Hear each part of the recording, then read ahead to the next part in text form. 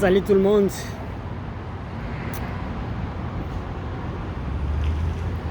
C'est une journée pas comme les autres.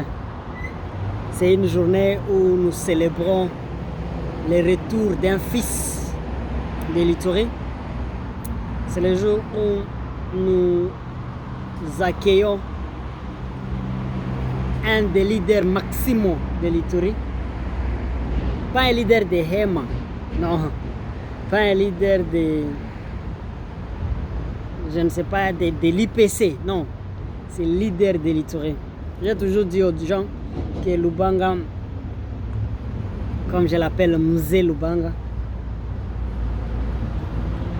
il n'est pas président. C'est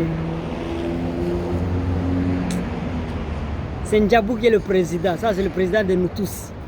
Mais Lubanga, c'est Mzee Lubanga.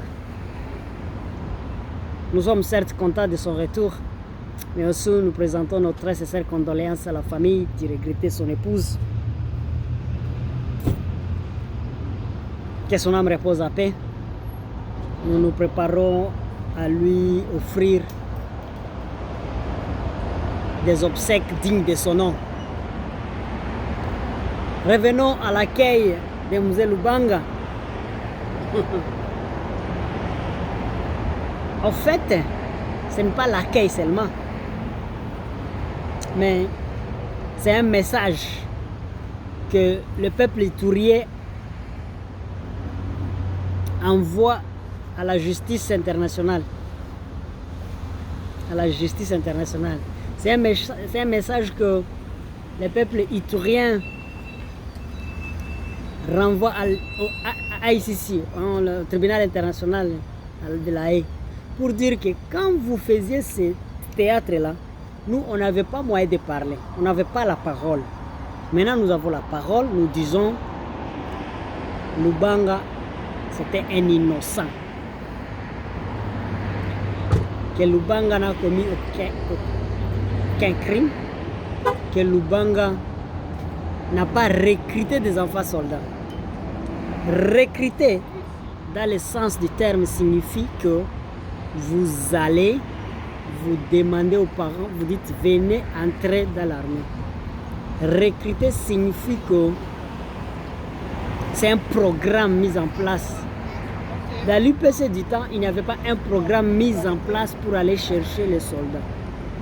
Ces enfants soldats dont vous parlez, il y a deux catégories d'enfants soldats.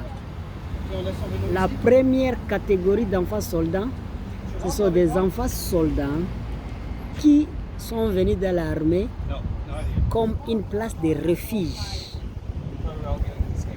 Et il n'y a nulle part où aller. Ils sont venus là où il y a la sécurité. Et là où il y a la sécurité, ils avaient accès aux armes, à prendre les armes.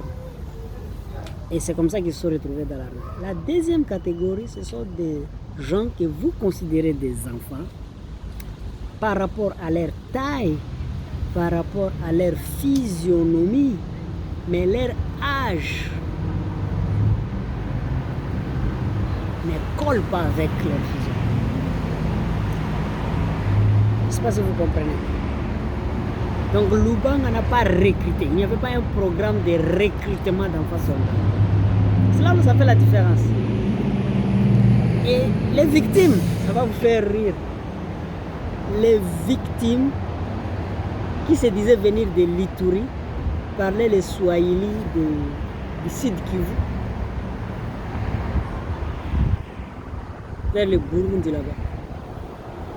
Je ne sais pas s'ils venaient des villages de Kamere ou comme ça. Quand quelqu'un de l'Ituri parle, même s'il a vécu seulement là 3 mois, vous sentez son Swahili. Vous voulez que je vous fasse écouter le Swahili de Buni? Il n'y a pas quoi hivi, si pas les sema. Hii, hapa fanyika na hivi ndi kwangu, je? Hapana. Nilisemie, ye vene me ye para vene yake. Yeli kuyaka na kuyaka batisa mi quelque part kule mimi kwa mimi nafutikana. C'est ça les Swahili de Bunia. Écoutez les victimes, leur accent. Ils n'ont jamais été à Bunia. Ils ne connaissent rien. On leur a appris ça en cours de route ou Donc dans tout ce qui s'est passé en Ituri, il a fallu trouver des victimes. Et il faut prendre dans tous les deux côtés, dans tous les ethnies, parce que c'est une guerre dite interethnique. Bon, c'est du passé, mais au moins, l'histoire doit retenir que Lubanga était un innocent et qu'il a été victime de montage des autres personnes et que, sincèrement, nous avons envoyé le message, nous avions dit aux gens que non, écoutez, ce type c'est un innocent. Donc il doit être pris comme un innocent et pas comme il est victime. Maintenant qu'il est libre, maintenant il veut rejoindre la famille. J'espère que vous n'allez pas lui créer encore d'autres situations, d'autres accusations. Maintenant, c'est le temps de lui laisser respirer. Je voulais donner un message à Mzee Lubanga. Mzee, bienvenue à la maison. Tu es notre leader. Mais je vais te conseiller, Mzee. Tu vas dire, mais pourquoi tu... Parce que je le contacte directement, hein, c'est mon grand frère. J'essaie de l'atteindre directement. Mais pourquoi je le dis ici parce que ces conseillers aussi doivent écouter ça. Et c'est un message pour tout le monde. Mzee, qu'on ne te trompe pas et venez réconcilier les gens. Vous réconciliez, mais c'est eux-mêmes qui créent des problèmes. Donc ne venez pas réconcilier les gens. Ne viens pas pour dire que pourquoi on dit déjà, tu vas te fâcher et commencer. Ne sois pas tenté ni pour se battre, pour protéger les aimants, ni pour réconcilier. La seule chose que tu peux faire, c'est dire au gouvernement, au pouvoir, de faire bien son travail. Point. N'allez pas dans leur piège. Ça c'est un. De deux, fais-moi un service, rends-moi un service. Le service que tu vas me rendre, c'est de réconcilier le peuple aimant. Oh Mzee, les gens sont venus, ils ont semé le désordre dans ta communauté. Ils ont divisé les gens sur base des intérêts mesquins. Ils ont amené IT, KTV, des trucs comme ça. Il y a la politique de division de la communauté aimant, d'affaiblir la communauté aimant. Je sais que si tu dis quelque chose, les gens vont écouter. Je t'invite, Mzee, avec tout l'amour, avec toute l'humilité, je voulais dire, tout l'amour pour ton peuple aimant. Appelez-les à l'unité. Il n'y a pas Moema Nord, il n'y a pas Moema Sud. Nous avions mis AKTV et IT comme des comment dire ça, des tribunaux coutumiers, mais pas comme institution qui gère les gens. C'est pour gérer les petits conflits, je sais pas même conflits, litiges au niveau des membres des communautés, pour qu'on ne puisse pas nous retrouver devant la justice tout le temps, parquet. C'est pour ça qu'on a mis AKTV et IT. Ça, ce ne sont pas des institutions qui représentent. La seule institution qui représente les Mohema, c'est NT. Et je ne veux même pas qu'on parle de NT. La communauté Hema, tout court. Il n'y a pas de ce truc-là, IT, NT, KTV. Nous sommes une communauté Hema, nous sommes les Bahema. Point très. Nous sommes les Bahema. La communauté Hema. Les sacs qui coulent dans nos veines, c'est Hema.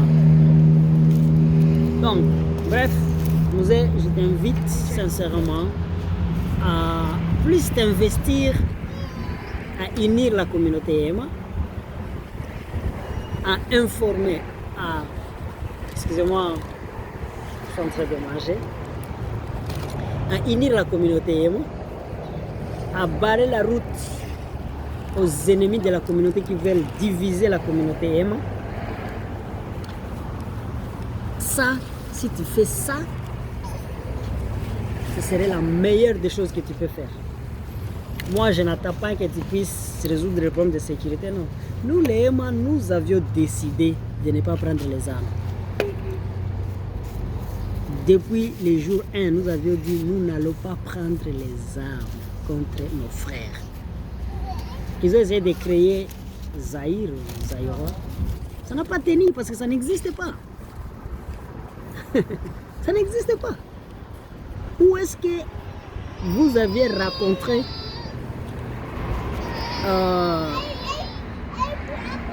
qu'on a pris quelqu'un de Zaïre avec une arme? Parce que vous ne pouvez pas faire la guerre pendant 2, 3 mois, 6 mois, 5, parce que tous les jours vous apprenez qu'on a capturé les Codeco. On a arrêté les Chinyakilimo. Où est-ce que vous avez déjà retrouvé un Zaïre qu'on a pris avec une arme, ou qui a été blessé, il est à l'hôpital, ou bien quelque chose comme ça? Les Zaïre, c'est une fabrication de l'ennemi de la paix. De quelqu'un qui veut obliger les Mouema d'avoir... Bon, je suis en train de manger parce qu'il faut finalement que je rentre à la maison me préparer pour aller au travail. Donc je dois manger. Je ne sais pas si ça va.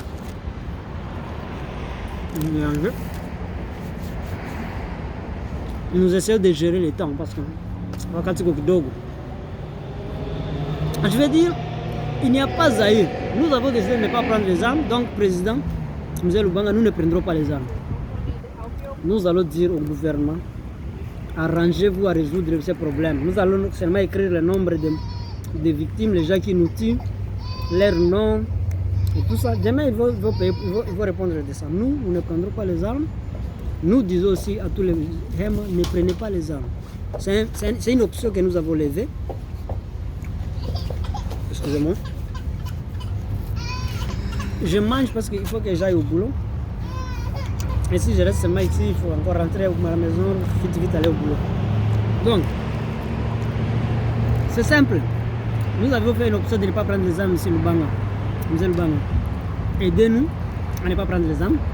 Je sais, c'est ça sa décision. Ceux qui nous disent qu'il y a Zaïre, il y a console, ça les engage. Zaïre n'existe pas. Il n'a jamais existé. Je n'exclus pas qu'il y a quelqu'un qui a vu ses vaches partir et que peut-être qu'il a une arme et il a suivi ses vaches. C'est pas pour autant qu'il est Zaïre. Zaïre n'existe pas. Nous avions fait un choix de ne pas prendre les armes. Les amis, si les Bahama prennent les armes aujourd'hui,